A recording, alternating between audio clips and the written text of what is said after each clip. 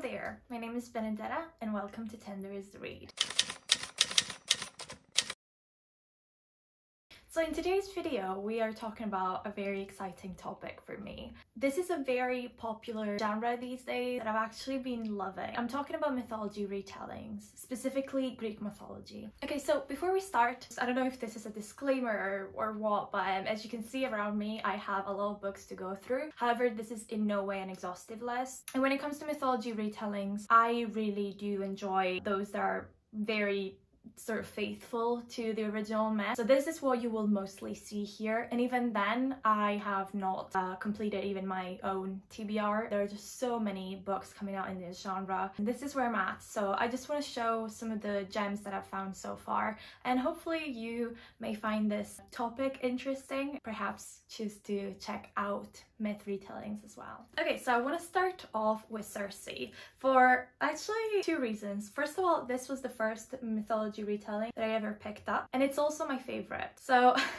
I don't know if that's a good thing or a bad thing, because I just like peaked at the very first book I ever read, and all the others I've just been trying to, you know, replicate that same love. But no, really is my favorite amongst many amazing books, that's for sure. So I'm just gonna go ahead and read the blurb from the back of the book because I don't want to bore you with weird ramblings. In the house of Helios, god of the sun and the mightiest of the Titans, a daughter is born. Cersei is strange, not powerful and terrible like her father, not gorgeous and mercenary like her mother, but she has a dark power of her own, witchcraft. When Cersei's gift threatens the gods, she is banished to the island of Ayaya, I think, where she hones her cold craft, casting spells, gathering strange herbs and taming wild beasts. Yet a woman who stands alone cannot live in peace for long, and among her island's guests is an unexpected visitor, the mortal Odysseus, for whom Cersei will risk everything. Cersei's tale is a vivid epic of family rivalry, love and loss, the indistinguishable song of a woman burning hot and bright in the darkness of a man's world. So one of my favorite things about this book is that because Cersei is an immortal being, her story takes place over the course of millennia, and this means that we encounter so many characters from Greek mythology, like Medea, her niece, but also her sister Pasiphae, and her children, the Minotaur and Ariadne. And then you've got gods, Hermes and Athena, and those are my favorites as well. So I just really enjoy this book. It is such a journey, but also it's just so emotional. You follow Cersei, who is, as it says here, just a bit of an insecure immortal being, and she spends so much time alone, and eventually finally she unites with people and she starts believing in more than solitude and more than spite, and she grows amazingly through this book, and it's written beautifully. So yeah, Cersei, highly recommended. So next up, the book I've picked is called Queens of Themiscyra by Lynn. It's actually one of my favorites, so this needs to be talked about more. Let's just go into the blurb. So it says, sisters, mothers, lovers, warriors. In ancient Themiscyra, Hippolyte rules as queen of the Amazons. Feared throughout Greece, their skills on the battlefield are unrivaled. But when a ship lands on their shores, it brings something more dangerous than the threat of war.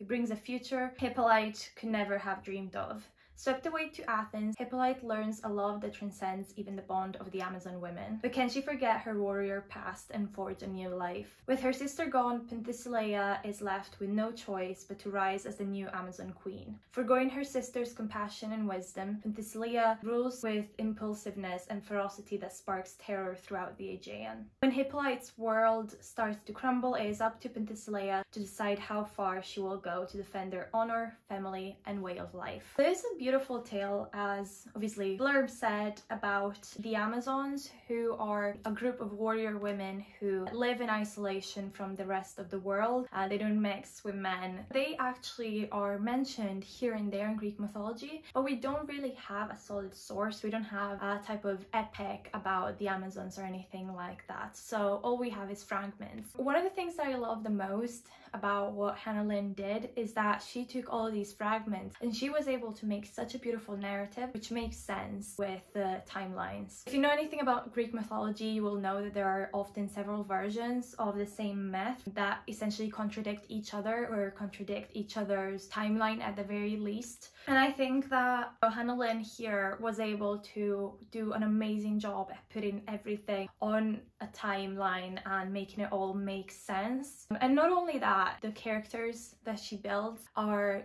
so beautiful and easy to empathize with. This is such an underrated gem. It's really amazing, and I also really like the cover. It's just, isn't it super pretty with the queens here? Oh, gorgeous. So check this one out. You won't regret it. Okay, next up is a bit of a change of pace. This is Margaret Atwood's The Penelopiad, or Penelopiad? I'm not sure. You may know Margaret Atwood, of course, from The Handmaid's Tale. It says here as well. Yes, of course. Okay, so let's have a look at the blurb. So it says, Penelope, immortalized in legend and myth as the devoted wife of glorious Odysseus, silently weaving and unpicking and weaving again as she waits for her husband's return. Now Penelope wanders the underworld, spinning a different kind of thread, her own side of the story, a tale of lust, greed and murder. So unfortunately, I do feel like the blurb overplays the excitement of this book, the lust, greed and murders. I think that this book, at the end of the day, doesn't do much to subvert the myth of Penelope as we know it, besides making her very bitter and angry towards Helen, who is the cause of the Trojan War, and Odysseus for obviously going on the expedition and being gone for 20 years. And while that is totally relatable, and honestly it's hard to blame her, but at the same time I just don't think that this book is particularly exciting, doesn't paint her in a particularly positive way really. Nevertheless, it's the story of the Odyssey, pretty much, retold from the perspective of Penelope. If it's something that you're interested in, check it out. I understand what it was trying to do, it's just not exactly my taste. Okay, so now I want to talk about actually a pair of books right here. So Argo and Jason by Knowles are part of a trilogy. The third part is yet to come out, and it's all about Jason and the Argonauts. The blurb is quite long, but there's only one for the both of them. So Jocasta, Thessaly, 1230 BC. King Peleus has grown paranoid, tormented by his murderous past and prophecy of a man who will one day destroy him. When a stranger arrives to compete in the games of Poseidon, Peleus is horrified, for this young man should never have grown to manhood. He is Jason, Peleus' nephew, who survived his uncle's assassins as a child. Now Jason wants his revenge and the kingdom. But Peleus is cunning as well as powerful. He gives his foe an impossible challenge. To claim the throne, Jason must first steal the fabled golden fleece of Colchis. Jason assembles a band of Greece's finest warriors. They are the Argonauts, named for their trusty Shep. But even with these mighty allies, Jason will have to overcome the brutal challenges hurled his way. His mission and many lives depend on his wits and his sword.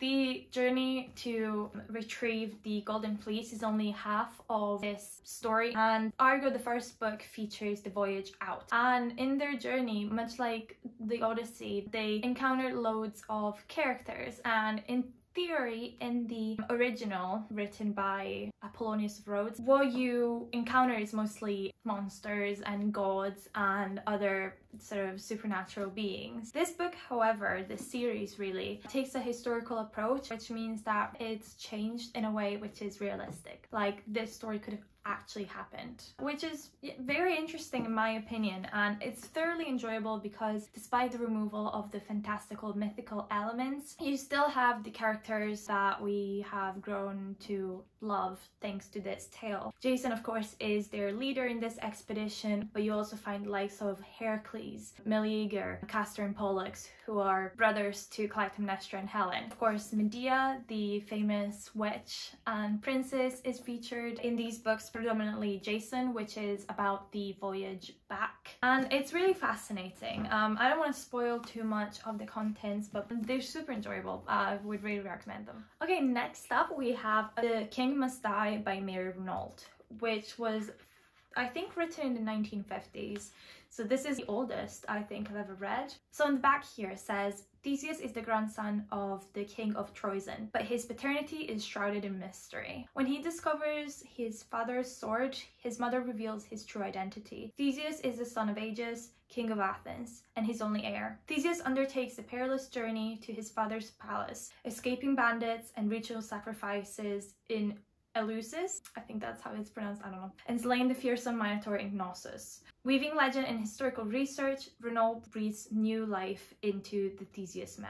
So this is actually one of 2 novels. It has a sequel called The Bull from the Sea, and this tells the story of Theseus, of course. It's a very deeply researched book. It features a lot of historically, well, supposedly accurate information and descriptions of ancient Greece. I actually have an entire sort of review discussion of this book with Erica on her channel, Mon Inc. So you can find that if you want to know our thoughts in depth. But anyway, this book is really interesting because of its history as a precursor to the current retelling movement, and because the story of Theseus is of course so famous and is retold in a way that is, I think, really compelling. But I will tell you, it's not an easy read. It's very, very slow paced, and it's really spends a lot of time on descriptions, and basically this historical research is very much highlighted, but it can drag on a little bit. In any case, if you're interested in, you know, if you've completed all the modern retellings and you're interested in reading more, this is a good place to start.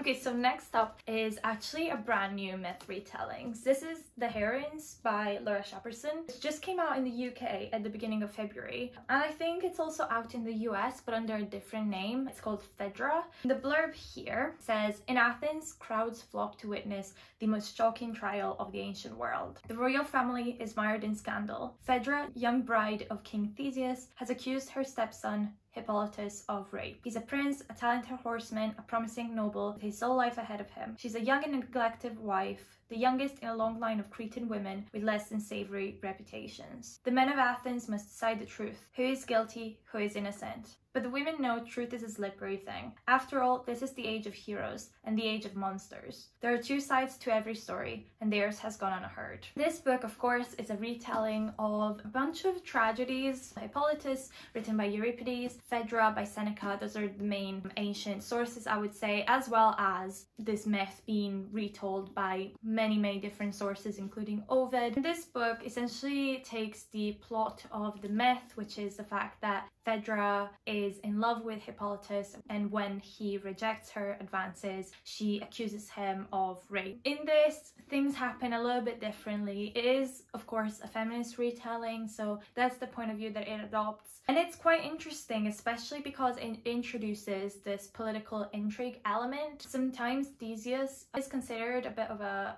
father of Athenian democracy, and so in this book it basically takes that concept and it elevates it to the fact that Theseus has forced himself to be held liable by a tribunal of his peers, all Athenian men really. And this also just in general wants to be a vindication of women in ancient Greece, besides noble women, but also just the common folk and how they were, of course, mistreated, no doubt. I did enjoy this book. I found it a little bit heavy for my personal taste, as I mentioned, because of the influence of the tragedies, and it's not gonna have a happy ending, just know that. But it always is one of the better realized tragedies in the sense that it really hits you, and this book is no different. It takes the same approach sort of, and it manages to be extremely powerful in the end. So check it out if you haven't already.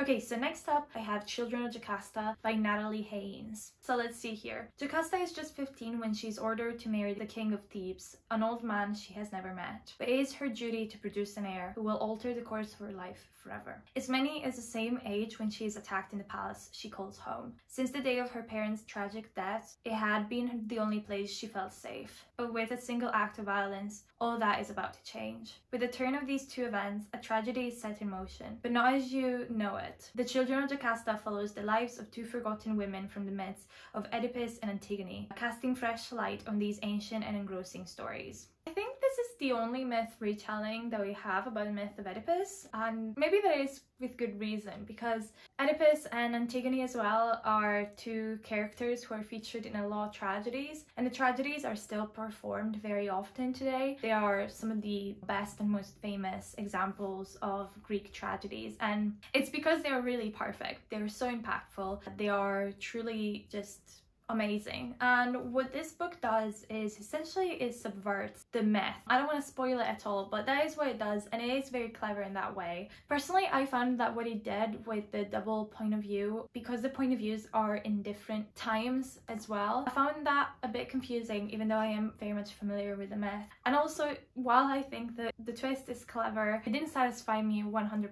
But anyway, I would recommend you check it out again if you haven't already. Okay, now we're back to Madeline Miller. This is her actually first myth retelling, and probably the most famous one. You'll have heard of the Song of Achilles. Let's see. Greece in the age of heroes. Awkward young prince Patroclus has been exiled to the court of King Peleus. Despite their differences, Peleus' golden boy Achilles befriends the shamed prince. As they grow into young men, their bond blossoms into something deeper, despite the displeasure of Achilles' mother, the sea goddess Thetis. But when word comes that Helena of Sparta has been kidnapped, Achilles must go to war in distant Troy and fulfill his destiny. Torn between love and fear for his friend, Patroclus goes with him. So, I don't think that I need to say much about this book because everybody knows and loves it, and with good reason. I genuinely think that Madeline Miller's writing is sublime. I just really love this story from beginning to end. I think it did make me cry. Possibly. I mean, everybody else cried, so I might as well claim that for myself too. This is a beautiful story. Patroclus and Achilles have been a couple since the ancient world.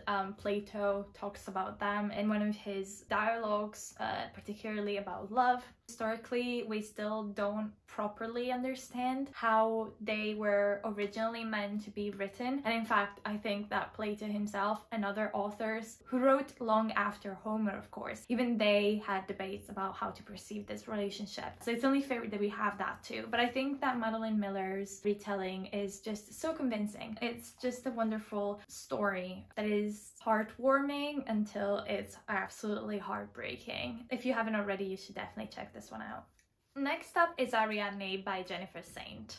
I really enjoy this book. It's actually one of my favorites. The blurb says, as princesses of Crete and daughters of King Minos, Ariadne and Fedra grow up hearing the terrible bellows of the Minotaur from the labyrinth. The Minotaur, Minos' greatest shame and Ariadne's brother, demands blood every year. When Theseus, prince of Athens, arrives in Crete as a sacrifice to the beast, Ariadne falls for him. But helping Theseus defeat the monster means betraying her family, and Ariadne knows that in a world ruled by mercurial gods, drawing their attention can cost you everything. Ariadne has heard too many tales of women being punished for the acts of men. She is determined to set her own fate. But will she find herself sacrificed for her lover's ambition? Basically, this is the story of Ariadne, but it also features Fedra, so it's something that is not advertised, but it's actually a double point of view. It's actually gorgeous. I really enjoyed it. So, as I said earlier, I really enjoy retellings that tend to follow the myth, and this is definitely one of them. It doesn't revolutionize the myth, but it just explores parts of it that some people completely forget, like what happens to Ariadne after she leaves Crete with Theseus. I think that that's always been the most fascinating part of her myth. What happens when she gets abandoned by him is actually my favorite part, and this book really explores that, and I'm so grateful. It's amazing. It features gods and monsters, and I would really recommend it. Okay, so now we have Daughters of Sparta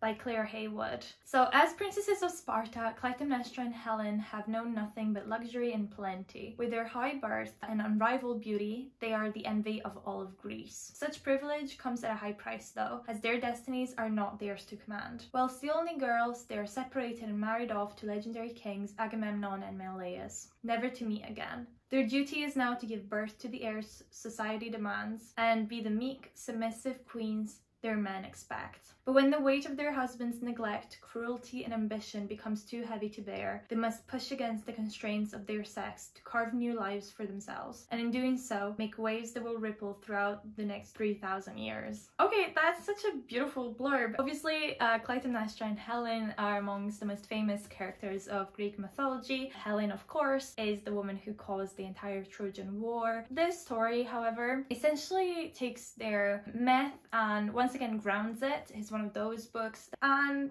if I'm being honest, that's not for me.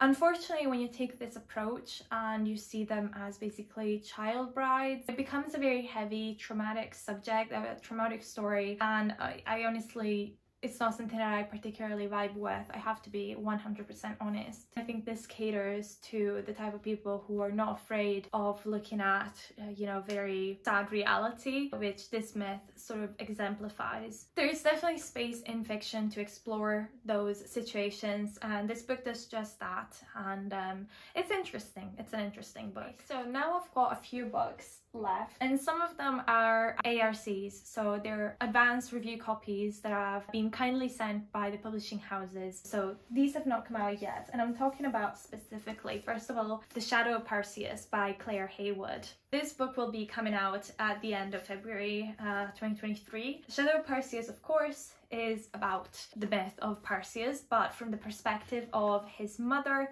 his trophy, and his wife. So, his mother, banished from her homeland thanks to a prophecy foretelling that her unborn child will one day cause the death of her father, Danae finds herself stranded, pregnant, and alone. Forging a new life for herself and for her young son Perseus will be the hardest thing she's ever done. His trophy. As a member of the reclusive band of women who live deep in the woods known as the Gorgons, Medusa has eschewed all contact with the outside world. That is, until the day she finds an injured boy named Perseus in the forest. His wife. When a harsh sandstorm threatens to destroy her nomadic desert tribe's way of life, Andromeda knows that a sacrifice will be required to appease the gods and end the storm. But when a forceful young Perseus interferes, Andromeda's life is set on an entirely new path. As Perseus becomes increasingly obsessed with the promise of his own destiny, his heroic journey casts a shadow of violence and destruction across all three women's lives. But even as he tries to silence them, the women may find that reclaiming their voices is the only hope for lifting themselves into a better future. So I actually really did enjoy this book. The myth of Perseus, I think, lends itself perfectly to be grounded. It's just something that I didn't know before, but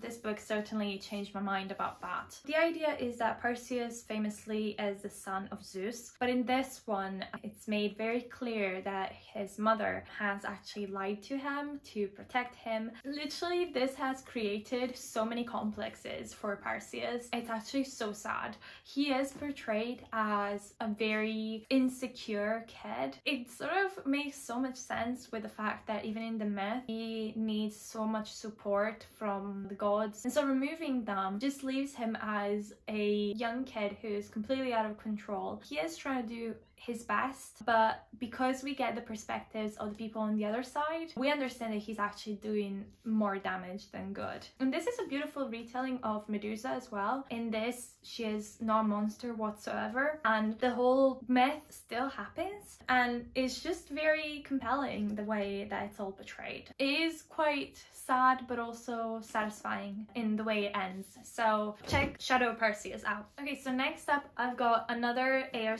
So this is Clytemnestra by Costanza Casati, which comes out in March 2023. It says, I am Clytemnestra. They call me Mother, Monarch, Murderer, Monster. Here is my tale of how my first husband was murdered by Agamemnon, of how Agamemnon became my second husband, of how he sacrificed our daughter for his war, of how the seeds of revenge take years to grow their bitter fruit. Because men think they have all the power, a lie that men tell themselves and convince we women to believe. Because men make women invisible, make women their playthings, toyed with and broken, make women forget they are stronger than men, than gods even. Mother, monarch, murderer, magnificent. Call me Clytemnestra. So this is a beautiful tale. It's a very well-researched book into the entire life of Clytemnestra, and as it says here in the blurb, it features a first husband that in all the other retellings that I've read is not something that gets mentioned, and I actually wasn't aware of this particular character, but he does exist, and Costanza Casati does a great job at sort of integrating that part of the story to make an even more compelling case to Clytemnestra as a woman who reclaims her power after being done dirty by her husband Agamemnon. The ending was so poetic, it was majestic really, and in general it's written in a way which is very interesting. It's nothing revolutionary, it's just literally the sentence structure. It's very direct. It's almost like we can see inside Clytemnestra's mind, and I think it's very beautiful. Just a very beautiful retelling that I think you should definitely check out. Okay, so going back to books that are actually out currently already, this is These Great Athenians by Valentine Carter. These Great Athenians weaves together the voices of the many isolated women of Homer's Odyssey. Faithful Penelope waits for her husband's return as she makes a shroud that foretells her doom. Scylla, once a beautiful nymph turned monster, prowls the seas hungry for flesh. The witch Circe turns men who invade her island into pigs, while the dead women of Hades come to terms with their own fate. With deft hands, Carter playfully unravels Homer's work to restitch the stories of these great Athenians and question, how do those without a voice find freedom within the world of men? This is a very, very interesting book. It's actually not a novel. Each of the women who appears in this book tells her story in the form of a poem, but the really cool thing is that each woman has a different style of poetry. Some of them are like really short, some of them are full-on sonnets, and they're quite long. And in general, I found this very beautiful to read. I always think that this book reminds me of a musical like Sex, you know, the musical about the ex-wives of Henry VIII. And I feel like this is, you know, yeah, the women of Odysseus in a way. I could totally see this staged. Maybe I'm outing myself as a giant nerd in both mythology and musicals, and now, yeah. Now you know that about me. But anyway, I also wanted to mention how gorgeous is this book. I mean, I'm sorry, but what? I just love the colors. Just so beautiful. Check this out. It's underrated. Really good. Okay, so next up I have Stone Blind by Natalie Haynes. Unfortunately, I have to tell you, this book was a little bit disappointing for me. But let's start with a blurb first. So Medusa is the sole mortal in a family of gods. Growing up with her Gorgon sisters, she begins to realize that she is the only one who experiences change, the only one who can be hurt, and her mortal lifespan gives her an urgency that her family will never know. When the sea god Poseidon commits an unforgivable act in a temple of Athena, the goddess takes her revenge where she can, and Medusa is changed forever. Snakes replace her hair, and her gaze now turns any living creature to stone. The power cannot be controlled. Medusa can look at nothing without destroying it. She is condemned to a life of shadows and darkness until Perseus embarks upon a quest to fetch the head of a Gorgon. Good concept. However, I just thought that because of how this book is written, Medusa turns out being almost marginal. Unfortunately, Medusa is always just sort of mentioned in passing by authors like Ovid. What Natalie Haynes did with her story makes sense to me. It follows the myth. But the problem is that Medusa's life is, you know, short because she's immortal and she's famously killed by Perseus.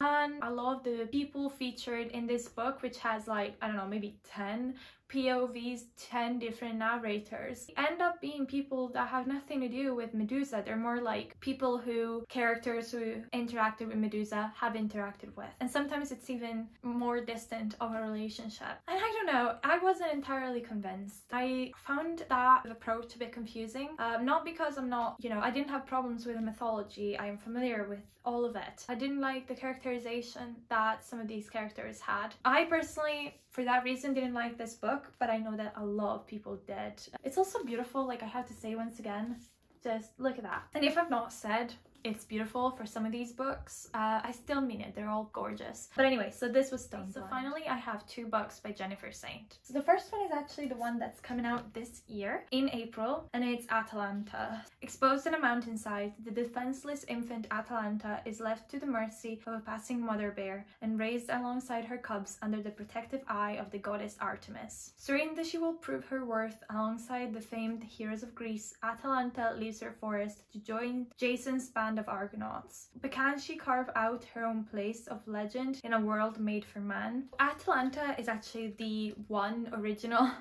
female hero from Greek mythology, and she's amazing. I think a retelling about Atalanta has been a long time coming, and I'm so glad that Jennifer Saint took her on because she plays with the original myth so well. Atalanta is just phenomenal in her characterization, and I just love the fact that she goes on the Argo with the Argonauts, like the same as the previous books that I showed you, the Mark Knowles ones. And similarly, of course, we get to encounter all of these big names from Greek mythology: Heracles, Jason himself, Orpheus, Peleus, and of course Meleager, who ends up being Atalanta's love interest. So that's amazing. And I really loved the inclusion of Artemis. She plays a big part and she's perfect. She's exactly what you'd expect a goddess, and especially her as a goddess, to be like. I am so excited for everybody to be able to pick it up when it comes out in April, so make sure you check it out. Okay, so we've reached the final book, and it's once again Jennifer Saint. This one is Elektra. So it just says here, in a world ruled by gods and heroes, the voices of strong women have been silenced until now. This is a book that has 3 point of views: Clytemnestra, Elektra, and Cassandra. Clytemnestra, of course, is the wife of Agamemnon and the sister of Helen. Elektra is her daughter with Agamemnon, and Cassandra, of course, is the princess of Troy, who is cursed with the power of prophecy, but all her prophecies, while being correct, won't be believed by the people she tells them to. And in this book, there's room for all 3 of these very interesting and powerful women to really shine. I really enjoy the fact that Elektra is at the center of the story. She is featured in some of the Greek tragedies, and of course she is, you know, a fairly famous character. But I feel like so many books that focus on Clytemnestra put a lot of interest into Helen. That makes sense, but I enjoy variety, so I'm just really glad that this book exists. I really enjoyed the way the relationships were built up. Very obvious in this, in my opinion, that there's no absolute villainy on anybody's part. Everybody's actions are quite easy to understand or empathize with. Again, it was a very powerfully written story, extremely compelling. The characters are just flashed out beautifully. If you're interested in reading myth retellings, pick this up. Okay, so that was all of the myth retellings that I've read. Those are my thoughts. Some of them I would definitely recommend, some of them I personally didn't enjoy, but I still think that these are just, you know, my opinions. So I always invite everybody to form their own, and hopefully as well you can fall in love with Greek mythology. As somebody who's been into the subject for literally ever, for as long as I could read, it's so fun to see these stories be brought back to the mainstream. If you have any recommendation, once again, make sure you leave it in the comment. And if you have any particular opinion about anything I've said, feel free to share that too. If you want to keep updated with all of my reads, I receive a lot of ARCs for myth retellings. Make sure you keep up on my Instagram account. If you enjoyed this video, I would really appreciate it if you would consider liking it and subscribing to this channel. This is a new channel, but I intend on making more content like this about mythology, not only retellings, but perhaps also ancient world literature, if that's something that you're interested in. So this is all for now. Thank you so much for watching, and I'll see you next time. Bye!